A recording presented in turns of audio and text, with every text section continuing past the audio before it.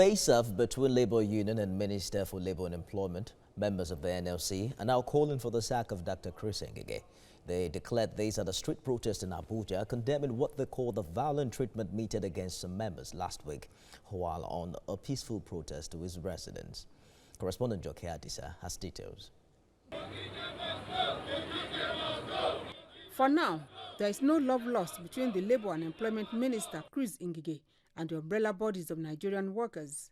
As early as 7 Monday morning, workers gathered at the Pascal Bafia Labour House, headquarters of the Nigeria Labour Congress. On the first working day of the week, they were ready for a protest against the maltreatment of those of them on a peaceful protest to their Kokori residence of the minister last week. The NLC president's arrival electrified the gathering as Labour leaders enlightened their people on the essence of the protest. Today, comrades, we are protesting two issues. One is the use of thugs by Minister of Labour, Ngige, who is supposed to be the chief labour officer to protect workers. He knows that in our labour laws, picketing is allowed.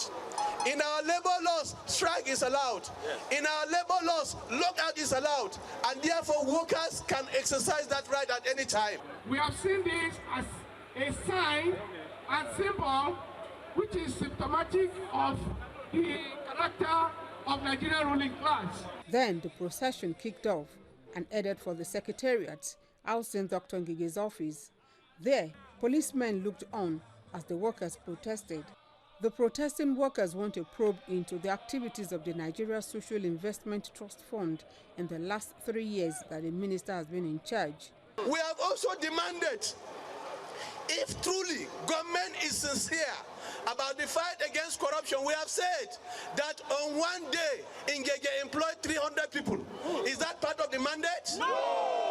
We heard that the presidency has spoken.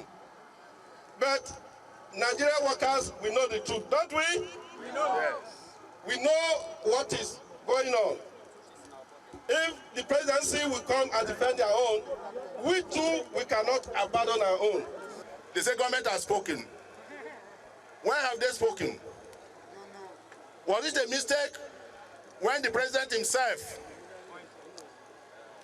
pointed to our own,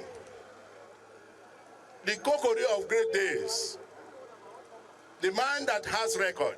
The protest terminated at the official entrance to the minister's office, where Labour insisted only Dr. Ngige's sack would satisfy them. The minister had last week given the Nigeria Labour Congress 7 days to apologize or risk legal action, but Labour insists Dr. Ngige is the one to tender an unreserved apology for the violence against his members. These members of organized labor are on the streets of Abuja. At the same time, the Labour and Employment Minister inaugurated the NSITF board.